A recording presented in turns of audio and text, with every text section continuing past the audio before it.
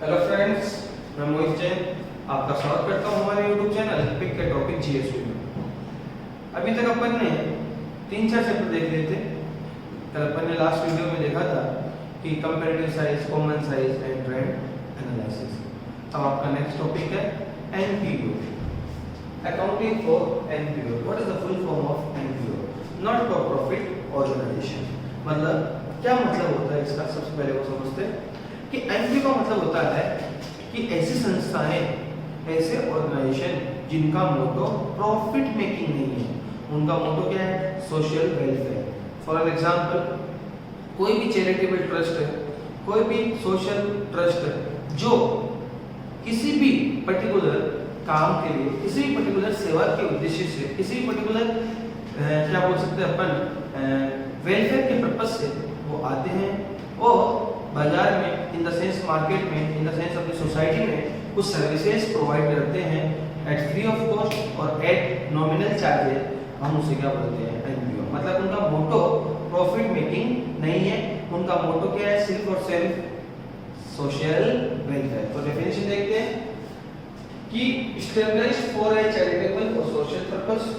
मतलब इनका पर्पस क्या है? कि चैरिटी करते हैं, फ्री ऑफ कॉस्ट कोई चीज देना किसी को। जैसे अभी आपका लॉकडाउन चल रहा है तो कई संस्थाएं क्या कर रही है कि आटे का किट होता है जिसको बोलते हैं फूड किट, उसके अंदर आटा, नमक, दाल, चीनी सब फ्री ऑफ कॉस्ट किनको दे रही है? पुअर पीपल्स को। किस लिए? ताकि वो अपनी रोजमर्रा की जिंदगी को इजी से निकाल सके।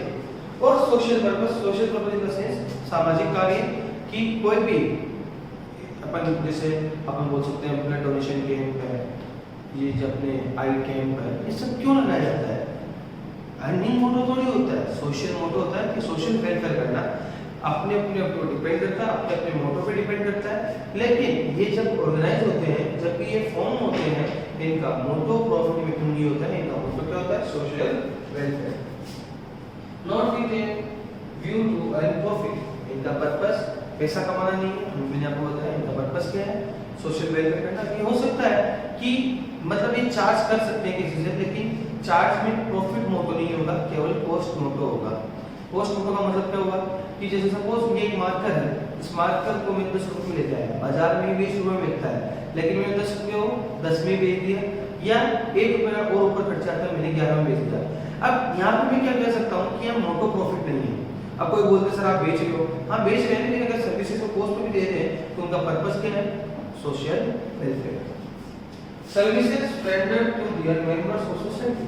अब यहाँ पे कई बार क्या होता है कि एक चैरिटेबल ट्रस्ट बना या एक कोई भी एसोसिएशन बना जिसका पर्पस है केवल मेंबर्स का वेलफेयर करना, और एक होता है सोसाइटी का वेलफेयर करना। दोनों का ही मोटो क्या है? Not for profit organisation. कहने का मतलब क्या हुआ कि ये सारी एंटिटीज क्या है? लीगल एंटिटीज है, और इनका पर्पस क्या है? Welfare of society. तो the income and expenditure account prepare करते हैं इसके लिए। अब आपने देखा था कि हम जब फाइनेंशियल स्टेटमेंट नॉर्मल वाला पढ़ रहे थे, हम उसमें बनाते थे trading P&L and balance sheet. आपने 11th क्लास में देखा था ट्रेडिंग अकाउंट, पी&एल अकाउंट, जिसको आप profit and loss and balance sheet. यहाँ पे क्या होगा? यहाँ पे सबसे पहले अकाउंट होगा income and expenditure account, and second होगा बैलेंस शीट। सर अब अपन देखते हैं इसका फीचर्स, कैरेक्टरिस्टिक्स ऑफ एनपीओ। इनका मेन मोटो क्या है? मेन एम है सर्विस। क्या है मेन एम?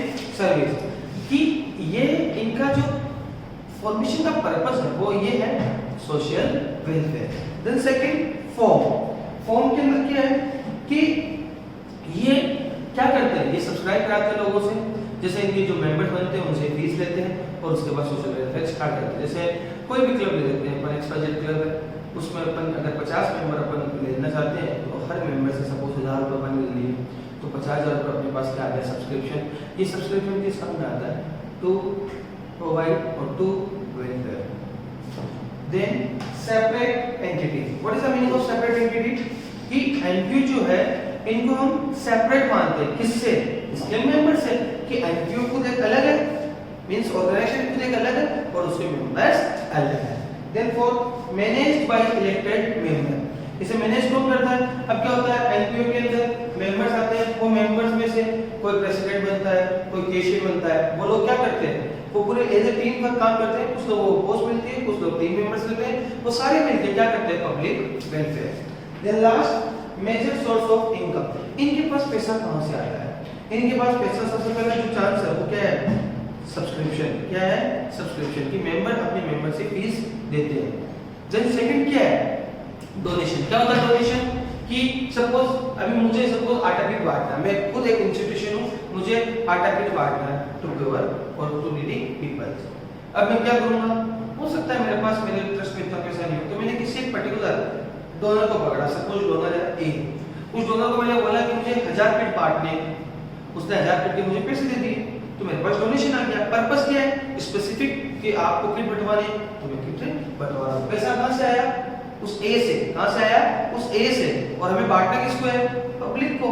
हमारा मेन मोटो क्या है? सर्विस। हमारा मोटो ये नहीं कि हम इसमें प्रॉफिट कमाए, बांटने को चार्ज है।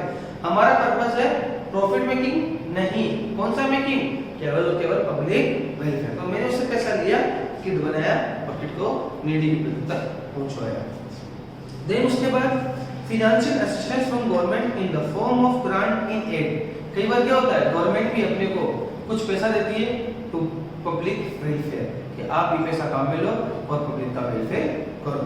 Then last income from investment, कि अब आपके पास सब्सिडी का पैसा आया है, डोनेशन का पैसा आया, आपने उसे इकट्ठा किया और कहीं इन्वेस्ट कर दिया, अब उससे रेगुलर इनकम आ रही है, तो वो भी आपका सोर्स ऑफ इनकम हुआ। इसके अलावा बहुत सारे पॉइंट हैं, लेकिन अपने इतना ही है। मेन अपने को समझना क्या है, एनपीओ होता क्या है, एनपीओ की अकाउंटिंग में हमें क्या क्या करना है। तो अपना नेक्स्ट टॉपिक होगा subscription.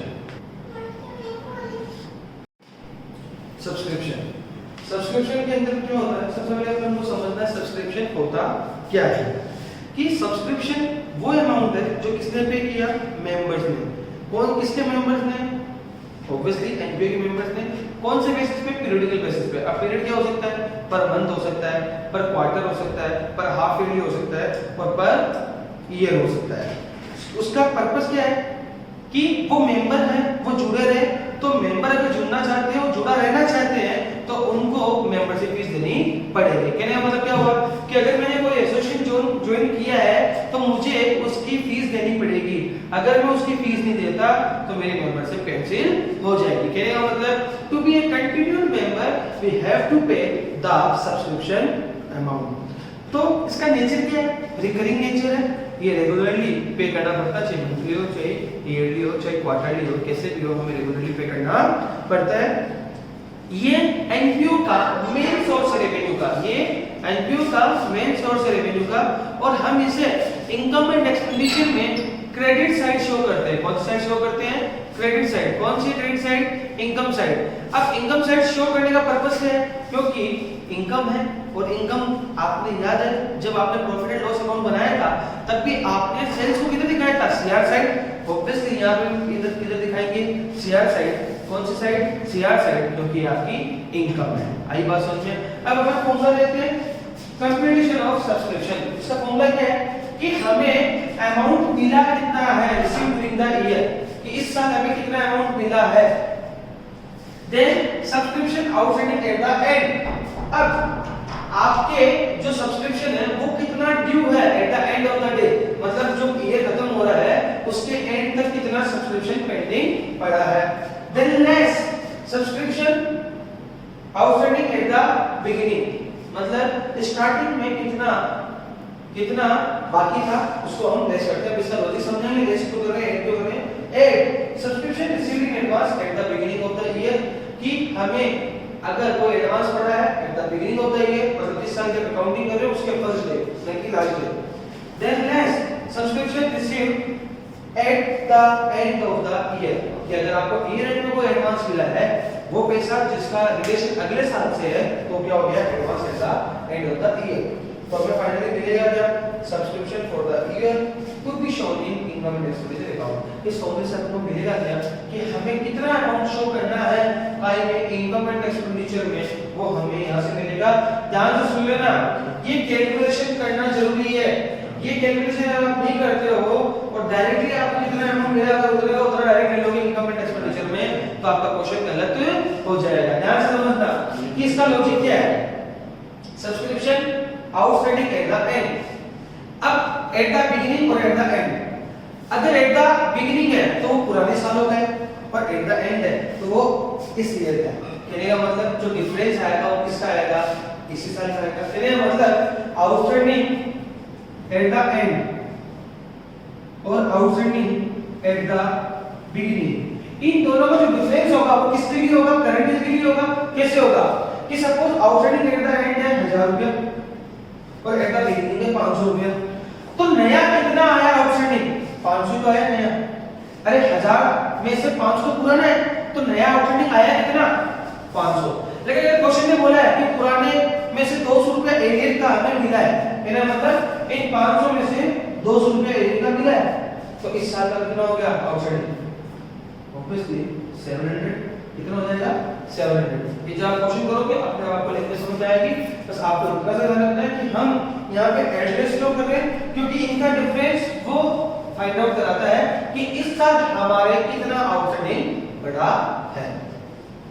Then add subscription received in advance at the beginning of the year and less subscription received in advance at the end of the year. Sir, इसे मैंने लेस क्यों किया, इसको मैंने ऐड क्यों किया, समझना कि at the beginning of the year मतलब अगर पिछले साल मुझे कुछ एडवांस मिला है तो वो ऑब्वियसली आगे वाले सालों के लिए मिला है, तो मैं मानता हूँ वो इस साल का है। और less subscription received in advance at the end of the year, और एंड में अगर eight the end of the year में कुछ एडवांस पड़ा है तो वो किसका पड़ा है, अगले सालों का पड़ा है। तो कहने का मतलब क्या हुआ कि first day at the start of the year जो एडवांस पड़ा था मैंने तो पूरा पूरा क्या मान लिया, वो इस साल का है, और मैंने जो eight the end of the year पड़ा है वो मैंने क्या मान लिया, वो आगे वाले सालों के लिए। तो डिफरेंस क्या आएगा, करंट ईयर में कितना एडजस्ट करना है उतना ही डिफरेंस आएगा। समझ में आई मेरी बात कि इन दोनों का डिफरेंस क्या होगा कि उतना ही अमाउंट आएगा जितना इस साल से रिलेटेड अपने पास रखना है। देन बैलेंस शीट यहां से सुन लेना, आउटस्टैंडिंग हमारा एसेट है और एडवांस हमारी लायबिलिटी है। अरे ऑब्वियसली अगर आप किसी से पैसा मांगते हो तब तो क्या हो गया एसेट, पर अगर आपको किसी ने एडवांस दे दिया तो अब उसके पास राइट क्या है, उसको ऑलरेडी आपको एडवांस दे देता है, तो जब तक ड्यू नहीं होता, रेवेन्यू रिकॉग्नाइज नहीं होती है। रेवेन्यू रिकॉग्निशन कॉन्सेप्ट याद है आपको 11th क्लास का, उसके अकॉर्डिंग क्या था कि जब तक रेवेन्यू, जब तक सर्विस रेंडर नहीं हो जाती तब तक वो क्या होता है एडवांस। तो मैं क्या करूंगा यहाँ पे जो आउटस्टैंडिंग है वो मेरा एसेट बनेगा और जो मेरा एडवांस है वो मेरी लायबिलिटी बनेगी। और जब ये ड्यू हो जाएगा या जब ये रिसीव हो जाएगा तो ये यहाँ से हट जाएगा, और एडवांस जो है अगर वो उसके अगेंस्ट जो भी सर्विस रेंडर करनी थी वो अगर पूरी हो जाती है तब हमें इसको भी यहाँ से हटा देना है। अपन एक एग्जांपल देखते हैं। अब देखो एक क्वेश्चन देखते हैं। क्वेश्चन दिया है आपको आउटस्टैंडिंग सब्सक्रिप्शन 22,000, ये कब का है 15-16 का, 16-17 में 20,000, रिसीव्ड इन एडवांस 15-16 का 2100 एंड 16-17 का 3,500। During the year subscription received 1,70,500 for 16-17। Obviously अपन 16-17 में बैठे हैं तो हम उसी की बात करेंगे। सबसे पहले कि हमें कितना सब्सक्रिप्शन मिला, subscription received during the year कितना है 1,72,500। Then subscription outstanding at the end, outstanding at the end कौन सा होगा, ये आउटस्टैंडिंग सब्सक्रिप्शन है, ये अपन बिगिनिंग मानेंगे। अरे ऑब्वियसली जब ईयर एंड होगा, जब 15-16 31 मार्च को एंड होगा तब फर्स्ट डे को 16-17 के फर्स्ट डे को आउटस्टैंडिंग कितना है 22,000, तो फर्स्ट डे हो जाएगा 22,000 और एंड में कितना हो जाएगा 20,000। ठीक है। देन रिसीव्ड इन एडवांस कितना है कि आपको मिला कितना है, इधर 2100, ये एट द बिगिनिंग है और ये 3,500 एट द एंड है। तो एट द बिगिनिंग 8 और at the end less, at the end less. आई बात समझ में? कहने का मतलब क्या हुआ, यहाँ पे हमें 22,000 का आउटस्टैंडिंग सब्सक्रिप्शन था और हमें इस साल का आउटस्टैंडिंग कितना है 20,000। तो कहने का मतलब क्या हुआ, इनडायरेक्टली हमें 2,000 रुपीस इसमें पुराने मिले हैं और ये अपने पास ये पुराने के हिसाब से अपने पास फिगर आ गया। इसके अंदर क्या होगा, received in advance 2,100 at the beginning 3,500 eight the and. तो कहने का मतलब क्या होगा कि इसके अंदर कितना पुराना और कितना नया, तो पुराना कितना है 2100 और नया कितना 3500, तो 3500 को मैंने इसमें से माइनस कर दिया और 2100 को इसमें मैंने ऐड कर दिया और हमें मिलेगा क्या, subscription for the year to be shown in income and expenditure account. तो निकालो, कैलकुलेशन करो, तो कितना आएगा 1,69,100। आई बात समझ में? अब अपन इसको शो कैसे करेंगे? सबसे पहले आपका बनेगा इनकम एंड एक्सपेंडिचर अकाउंट, दूसरा बनेगी आपकी बैलेंस शीट। ध्यान से देखना, इधर अपन लिख देंगे बाय सब्सक्रिप्शन, क्या लिख देंगे बाय सब्सक्रिप्शन, कितना 1,69,100 और यहाँ पे हेडिंग लगा देंगे वर्किंग नोट 1। अब बैलेंस शीट में क्या आएगा, बैलेंस शीट में केवल आपका आउटस्टैंडिंग आएगा। आउटस्टैंडिंग क्या है at the end, outstanding at the and कितना है आपका 20,000 एंड एडवांस कितना है 3,500। ध्यान से देखना है एक बार इसको कि अपने को शो क्या करना है कि अपने पास आउटस्टैंडिंग कितना एट द एंड 20,000 और एडवांस कितना 3,500। आई बात समझ में? ठीक है, ये हमारा फर्स्ट टॉपिक था सब्सक्रिप्शन। अब अपना अगला टॉपिक होगा वो अपन अगले वीडियो में देखेंगे। आज के लिए इतना ही, थैंक यू। आप हमारे चैनल को लाइक करें, सब्सक्राइब करें, शेयर करें और अगर आपको कोई भी डाउट हो तो आप हमारे कमेंट बॉक्स में या मेरे पर्सनल व्हाट्सएप नंबर पे आप क्वेश्चन भेज सकते हैं, वहाँ से पूछ सकते हैं।